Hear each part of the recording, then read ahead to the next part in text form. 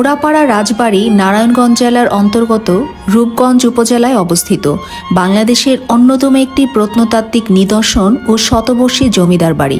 বিভিন্ন সময় এ জমিদার বাড়িটি কয়েকজন জমিদার কর্তৃক সংস্কার ও সম্প্রসারণ করা হয়েছিল। এটি উপজেলার মুড়াপাড়া নামক গ্রামে অবস্থিত। বাংলাদেশের রাজধানী শহর ঢাকা থেকে সড়ক পথে এর দূরত্ব প্রায় 18 কিলোমিটার। স্থানীয়রা একে মঠের ঘাট জমিদার বাড়ি বলেও অভিহিত করেন। মুড়াপাড়া রাজবাড়িটি 62 বিঘা জমির উপর অবস্থিত। এই জমিদার বাড়িটি তৈরি করেন বাবু রামরতন ব্যানার্জি, যিনি এ অঞ্চলে মুড়াপাড়া জমিদারি প্রতিষ্ঠা করেছিলেন।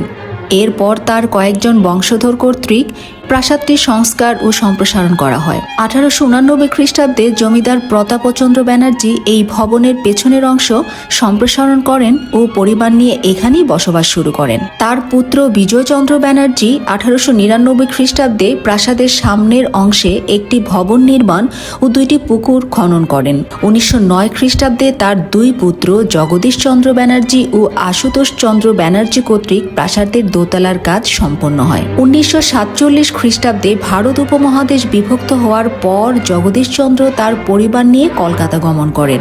এরপর থেকে বাড়িটি পরিত্যক্ত অবস্থায় ছিল।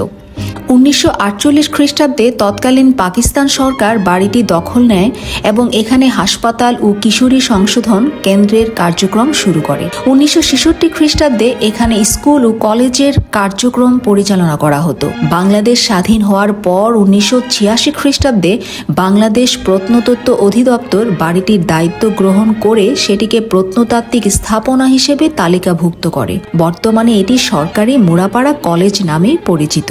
দ্বিতল এ জমিদার বাড়িটিতে 95টি কক্ষ রয়েছে সংলগ্ন 2টি পুকুর। বাড়ির সামনে একটি বৃহদাকার পুকুর, পেছন ভাগে মোটামুটি বড়, সামনেরটার থেকে কিছুটা ছোট আরেকটি পুকুর। এছাড়াও পুরো জমিদার বাড়িতে রয়েছে বেশ কিছু নাচঘর, আস্তাবল, মন্দির, ভান্ডার ও কাচারি ঘর। মন্দিরের ওপারের চূড়াটি প্রায় 30 ফুট উঁচু। মূল প্রাসাদে প্রবেশের পথে রয়েছে বেশ বড় একটি ফটক। একটি আম বাগানও আছে জমিদার বাড়ির পাশে। 2টি পুরনো মঠ রয়েছে প্রধান সড়কের পাশে। এখনও টিকে থাকা জমিদার বাড়িগুলোর মধ্যে ঢাকার খুব কাছেই রয়েছে বেশ কয়েকটি, যার মধ্যে এই মুড়াপাড়া জমিদার বাড়িটি অন্যতম। জমিদার বাড়ির মূল ভবনটি মুড়াপাড়া ডিগ্রি কলেজ ভবন হিসেবে ব্যবহৃত হচ্ছে। তার পাশে 1995 সালে আরও একটি প্রশাসনিক ভবন নির্মিত হয়। আরও অনেক জমিদার বাড়ির মতো এটিও ইতিহাসের সাক্ষী হয়ে ধীরে ধীরে ক্ষয়ে যাচ্ছে। তবে আমাদের দেশের বেশিরভাগ জমিদার বাড়ির চাইতে তুলনামূলক ভালো অবস্থায় রয়েছে এই জমিদার বাড়িটি। কিন্তু মূল ভবনের পেছনে চলে গেলে দেখা যায় কিভাবে ক্ষয়ে যাচ্ছে এই জমিদার বাড়িটিও। কিভাবে যাবেন এই জমিদার বাড়িটিতে?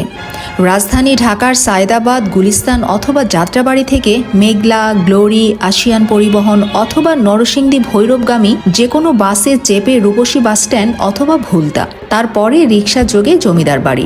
রূপসী বাস স্টেশন থেকে সিএনজি করে 20 টাকা জনপ্রতি ভাড়া মুড়াপাড়া জমিদার বাড়ি। রাজধানীর ড্যামরাঘাট হয়ে উত্তরাদিকের রাস্তা ধরে মাঝিনা ঘাটপাড়া থেকে নৌকায় শীতলক্ষা নদী পার হলেই রূপগঞ্জের এই প্রাচীন ঐতিহ্যের স্মৃতি বিজড়িত কালের সাক্ষী হয়ে আজও দাঁড়িয়ে আছে এই জমিদার বাড়ি। মূল প্রাসাদে প্রবেশের পথে যে বড় বড় ফটকগুলো রয়েছে তা বেশ সুন্দর। বলা চলে রাজবাড়ি থেকে নাকি গোপন একটি সুড়ঙ্গ বের হয়ে দূরে চলে গেছে, তবে সুড়ঙ্গের পথ আপাতত বন্ধ আছে।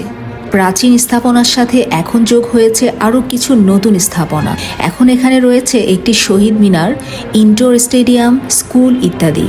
সামনের মাঠ বেশ বড়, চাইলে খেলাধুলাও করা যায় ভীষণভাবে। লোকমুখে শোনা যায় মুড়াপাড়া জমিদার বাড়ির ভয়ঙ্কর ইতিহাস। সবকিছুর আড়ালে সেই জমিদার ছিলেন কঠোর অত্যাচারী। প্রজারা সময় মতো খাজনা না দিতে পারলে ডেকে এনে কখনো তাদের মাথা ন্যাড়া করে দিতেন, কখনো ভীষণ মারধর করতেন, আবার কখনো প্রজাদের ঘর বাড়িতে আগুন জ্বালিয়ে দিতেন।